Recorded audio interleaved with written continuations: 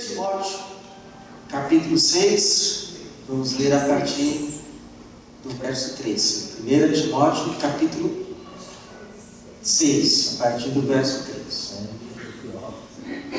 Diz assim: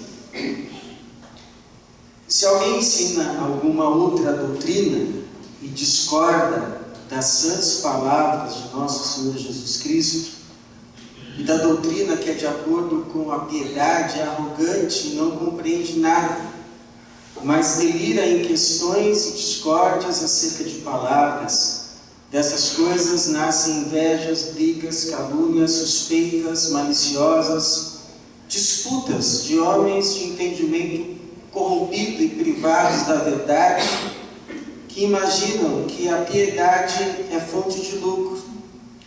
De fato, a piedade acompanhada de satisfação, grande fonte de lucro é, porque nada trouxemos para este mundo e daqui nada podemos levar.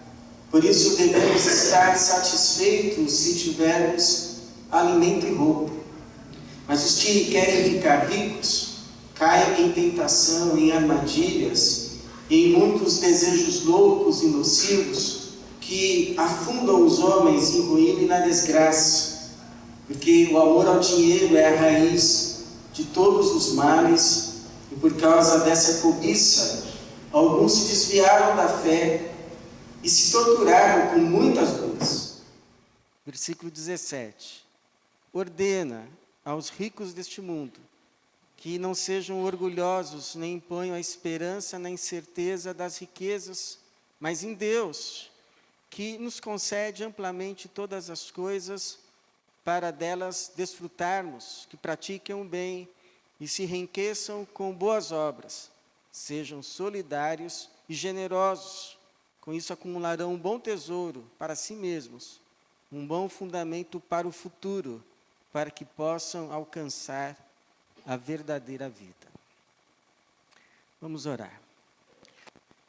Obrigado, Pai, pela Tua palavra, obrigado por essa noite em que o Senhor nos reúne mais uma vez. E pedimos, ó Pai, que o Senhor se revele a nós. Estamos diante do Senhor, estamos diante da Tua palavra e queremos ouvir a Tua voz.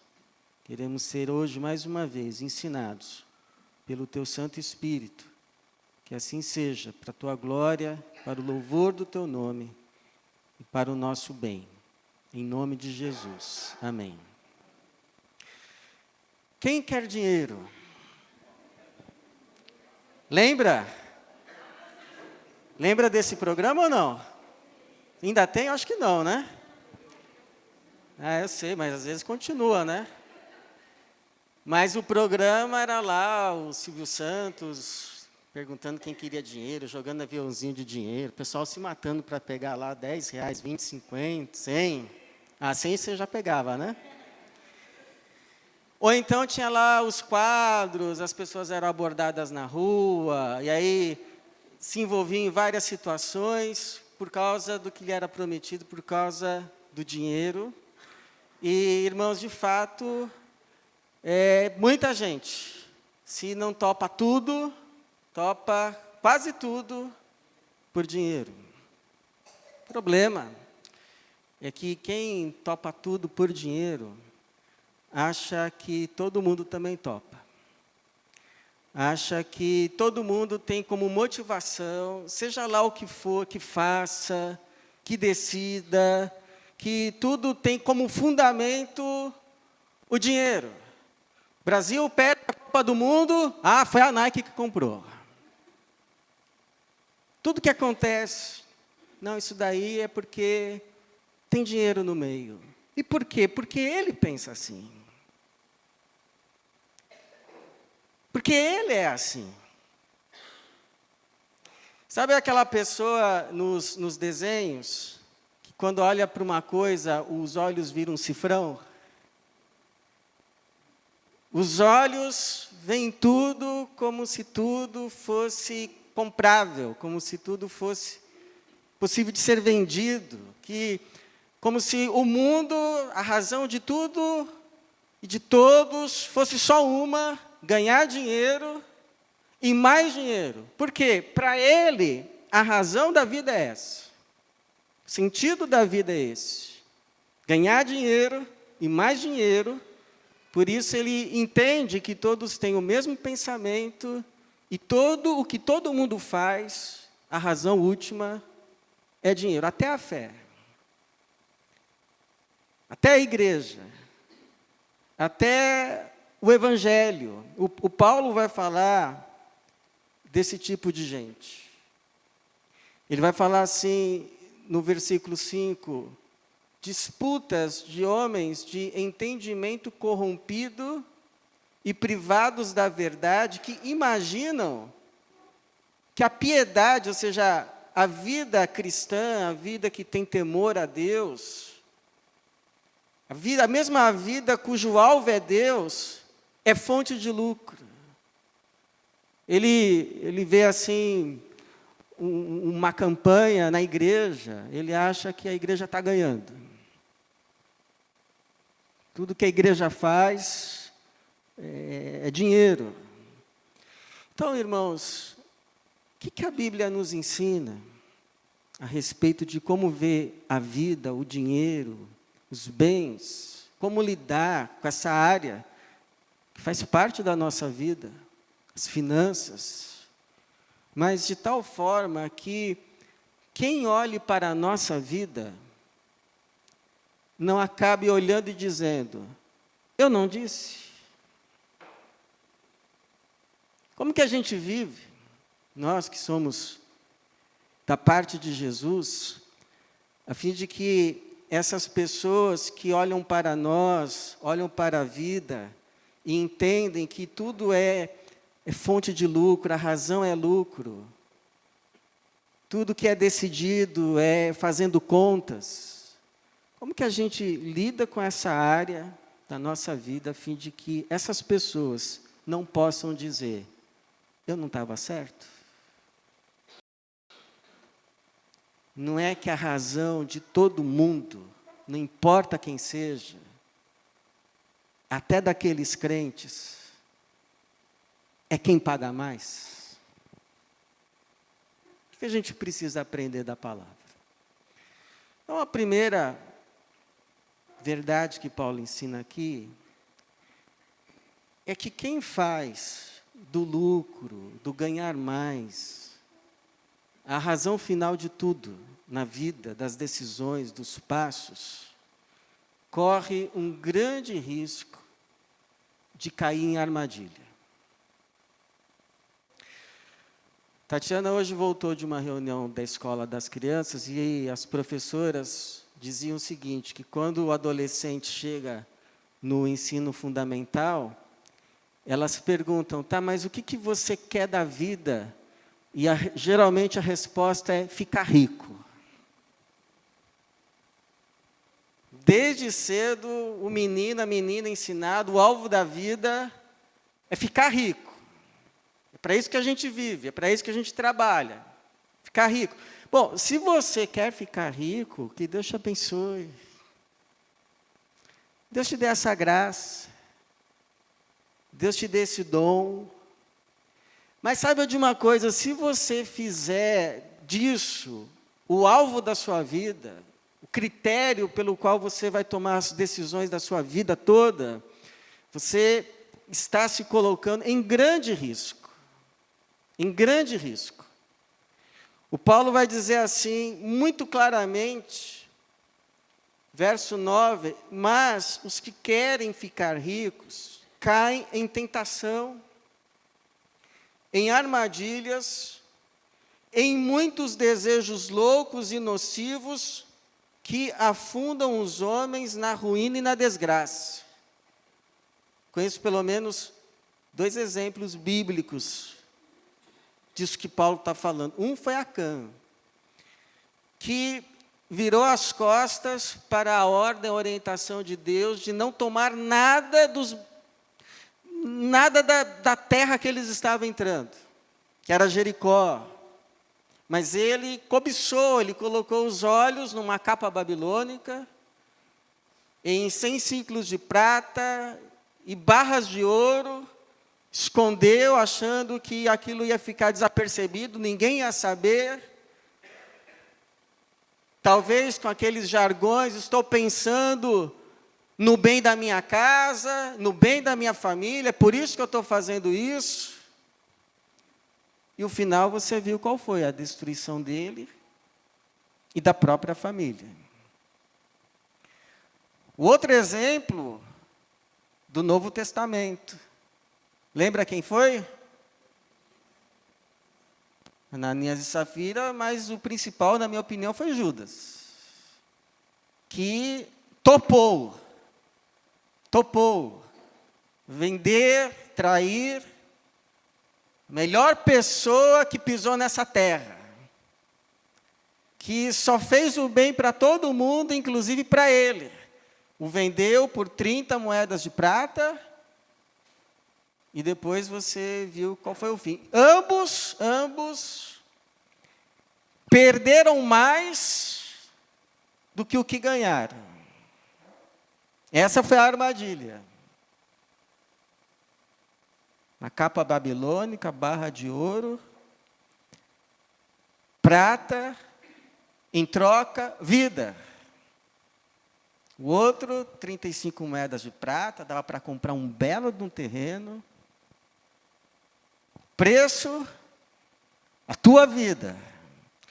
E outra característica de ambos viviam no meio do povo de Deus.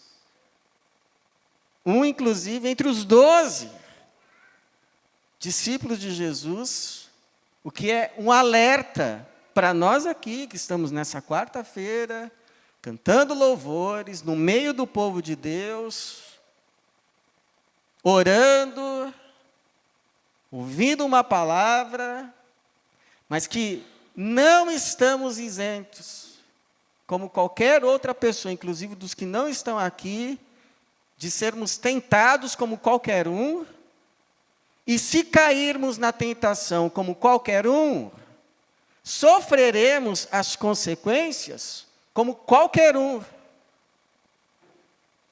Porque olha só o que diz Colossenses 3:25.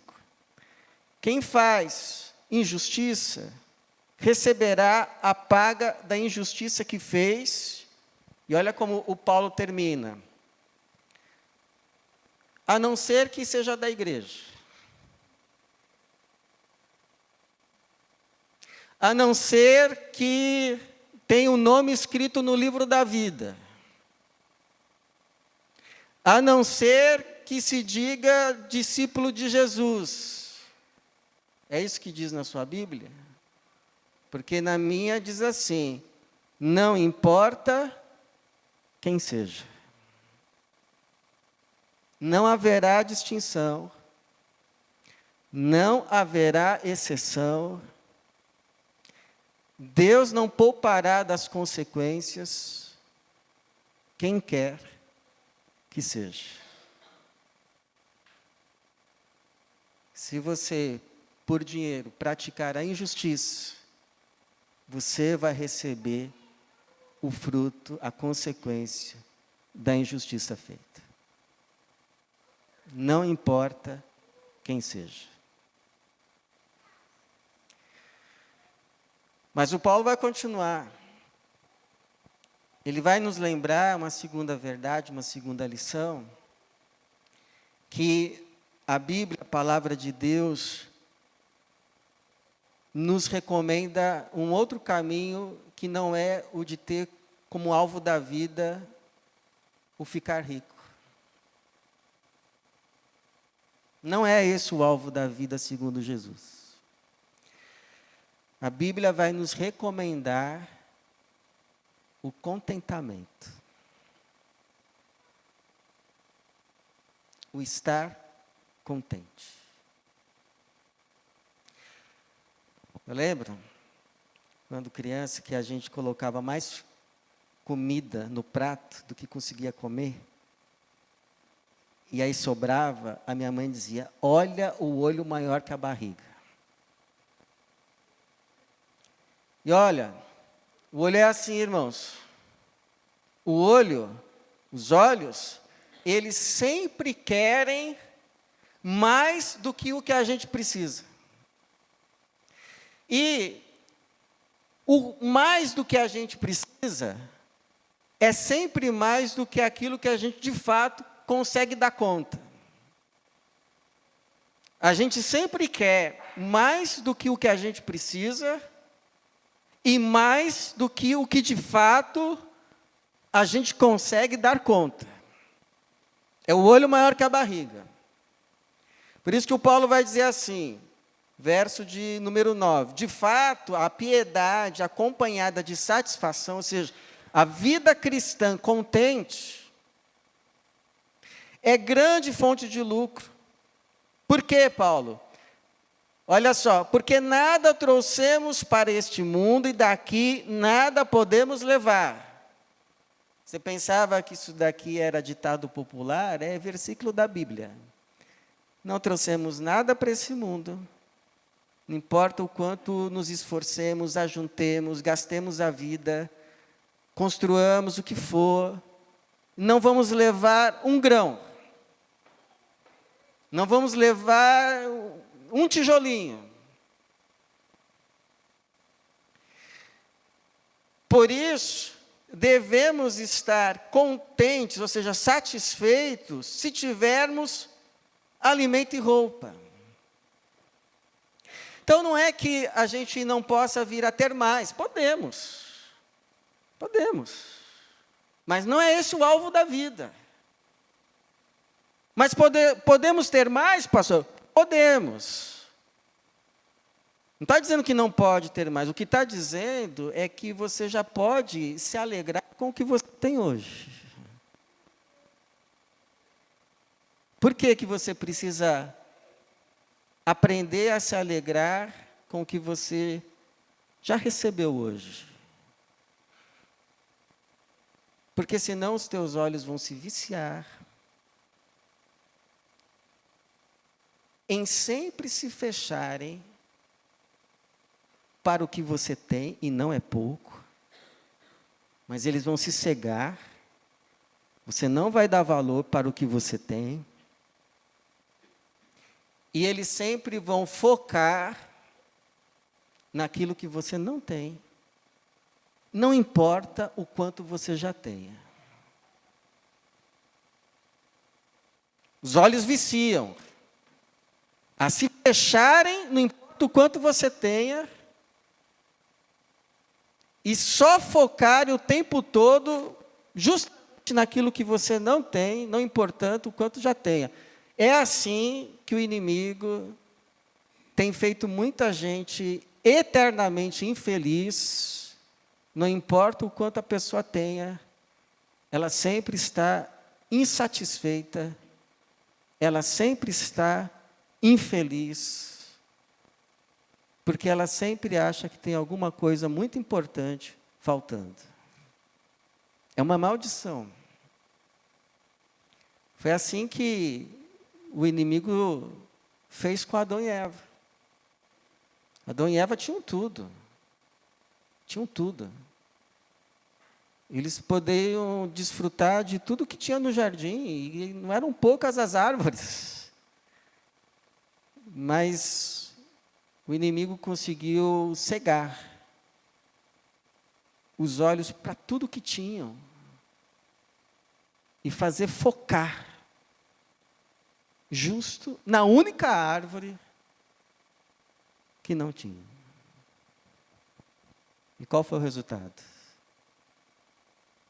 Perderam tudo que tinham. Eu pergunto, você acha que vai ser diferente comigo e com você? Olha esses jogadores de futebol que estão sendo aí investigados pela máfia das bets. Pergunto, precisava mais? Eles estavam pobrezinhos, coitados. Precisavam fazer aí alguma coisa para o leitinho das crianças? Mas por quê? Porque é uma maldição. Quem se torna servo da cobiça não tem paz, porque a cobiça nunca chega e diz para a pessoa que a serve, já está bom. já é suficiente. Nunca. Ah, que bom que você já tem isso. Mas olha aquilo lá. Que você não tem. E aí a vida vira um inferno. Sempre uma correria que nunca acaba. Que nunca se alcança. Que Salomão chamou de correr atrás do vento.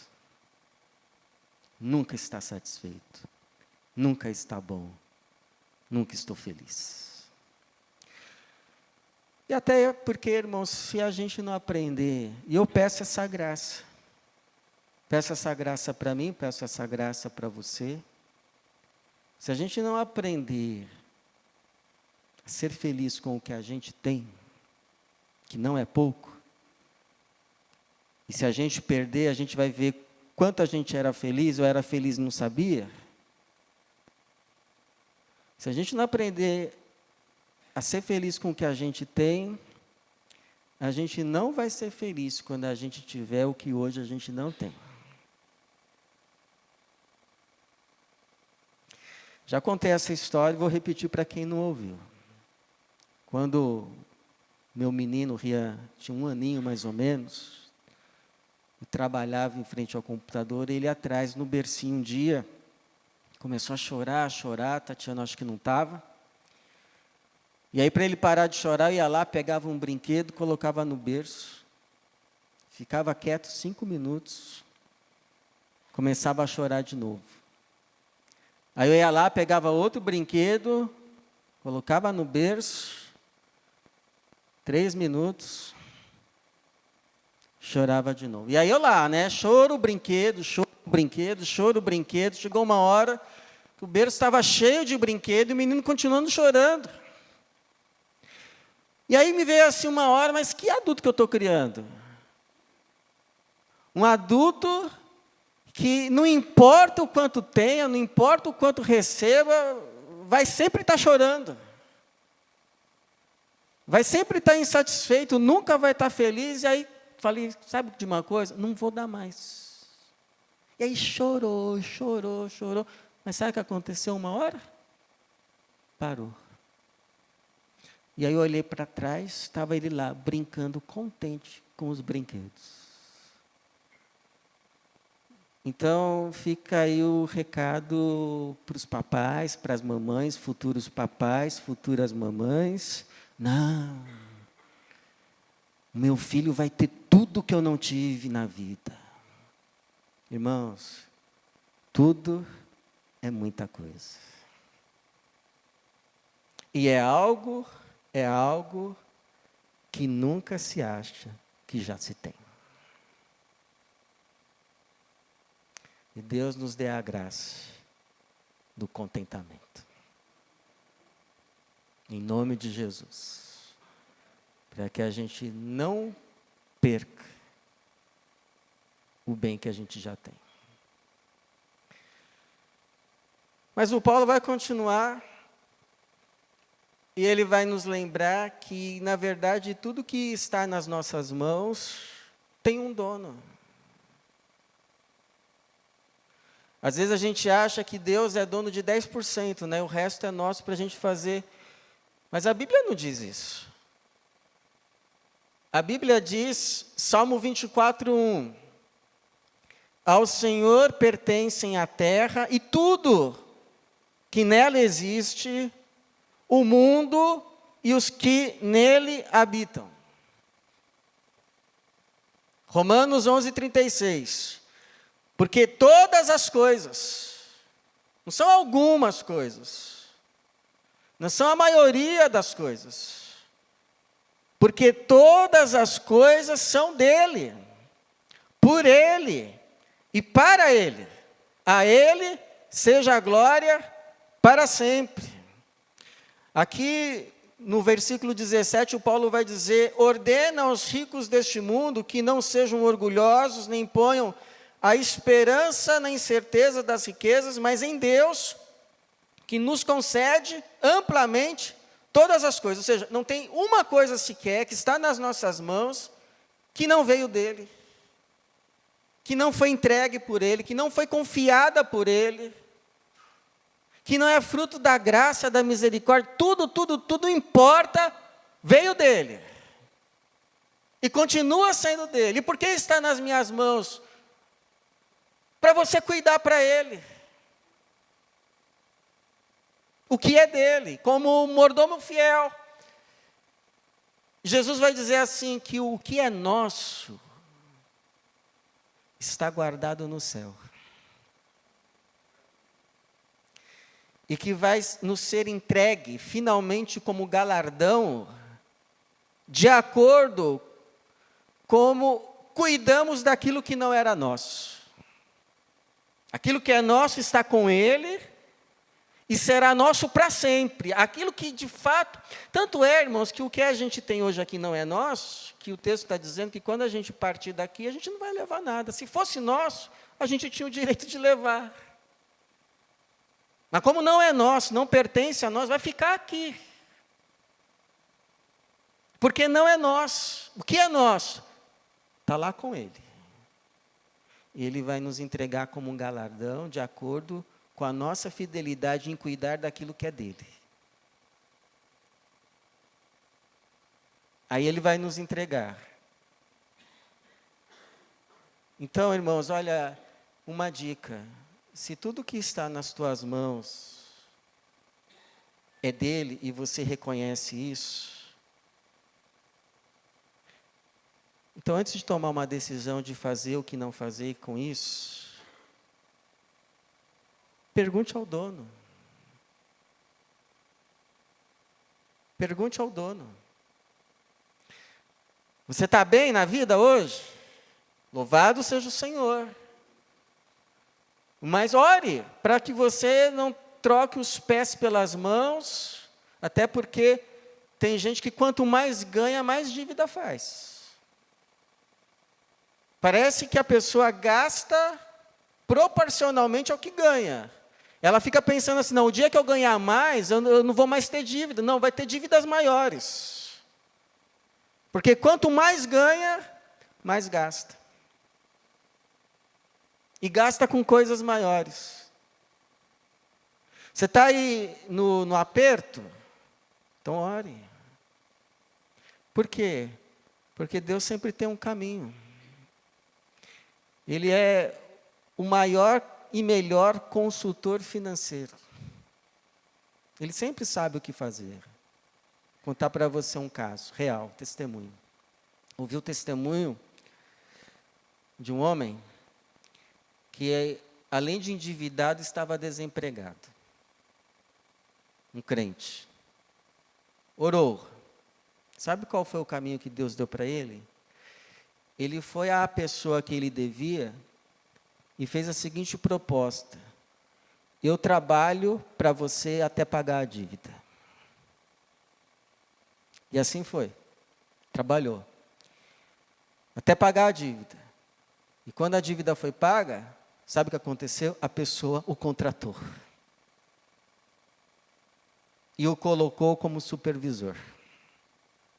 Pela forma com que trabalhou. Então não estou dizendo que é para você fazer a mesma coisa. Mas estou dizendo, aquele que tem falta de sabedoria, Tiago 1,5. Peça! Em vez de sair aí fazendo um monte de coisa, peça sabedoria, que Ele a todos dá livremente, sem criticar, e lhe será dada. A sabedoria de Deus disponibilizada para você. Para você. Para tudo que você for fazer. Basta pedir. Então peça. E lhe será dada. Mas peça sem duvidar. E o Paulo vai falar uma última verdade. Que tudo que Deus nos confia às mãos, já sabemos que é dele. Se é dele, por que ele nos confia às mãos? Por que ele nos dá? Por que ele poderia dar isso que deu a você para outro, mas deu a você? confiou a você, que é dele, mas está nas tuas mãos, foi confiado a você. Tudo que Deus nos dá, Ele nos dá com pelo menos dois propósitos. Pelo menos dois propósitos. Um é para que a gente possa desfrutar e o louvar. O outro é para que a gente possa doar, a fim de que outros também o louvem. Olha como o Paulo termina. Ordena aos ricos deste mundo que não sejam orgulhosos, nem ponham a esperança na incerteza das riquezas, mas em Deus que nos concede amplamente todas as coisas para delas desfrutarmos. Então não é pecado desfrutar. É legítimo. Desfrute do fruto do trabalho das tuas mãos. O sábio lá de Eclesiastes vai até falar de um sujeito que não parava para desfrutar do fruto do trabalho das mãos, porque achava que nunca era suficiente, então ele não parava de trabalhar e nunca parava para desfrutar. Então é legítimo, você pode e deve desfrutar do fruto do seu trabalho, comer a sua comida, quando der ir num restaurante com a esposa, não é? Fazer o seu passeio, fazer a sua viagem, arrumar lá a sua casa, que você precisa, acha que tem que arrumar, tudo legítimo. Deus permite que você faça isso com o que é dele, mas Ele permite. Então louve a Deus por essas coisas boas que Deus te dá, que Deus te permite fazer. Desfrute e louve a Ele, mas não fique só nisso. Porque se você ficar só nisso, qual a diferença entre quem está aqui e reconhece que tudo que veio das mãos de Deus, quem não está aqui dizendo que tem é porque traz? Então Deus nos dá com dois propósitos: a gente desfrutar e a gente doar também para que outros o louvem. Então, o caso lá do irmão que deixou uma cesta básica, sem se identificar, com o porteiro de um prédio para ser entregue a uma família que ele sabia que estava precisando. E aí quando a família recebeu, o marido, as crianças logo, né? Papai, quem foi que deu? E aí o papai, não sei, mas vamos agradecer a Deus. Lembra o que Jesus disse? Brilha a vossa luz diante dos homens para que vejam o que, irmãos? As vossas boas obras e glorifiquem o vosso Pai que está nos céus. Então, se a gente viver assim, sabe o que vai acontecer quando a gente chegar lá na glória? Vai vir assim crianças nos receber e elas vão dizer assim: obrigado porque você ajudou o PEP,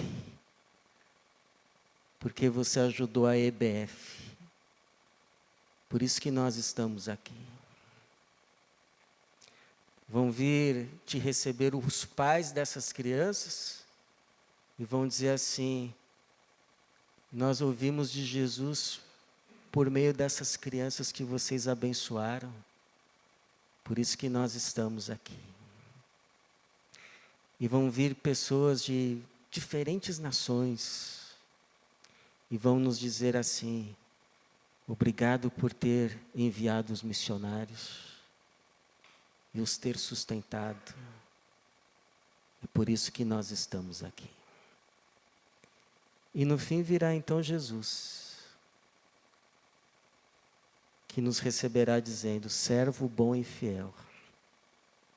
Sobre o pouco foste fiel, sobre o muito eu te colocarei. Entra para a alegria do teu Senhor. E aí nesse dia, irmãos, a gente vai ver que Paulo tinha razão. Que a piedade com contentamento foi grande fonte de lucro. Que assim seja, que Deus nos ajude, que Deus nos abençoe. Amém.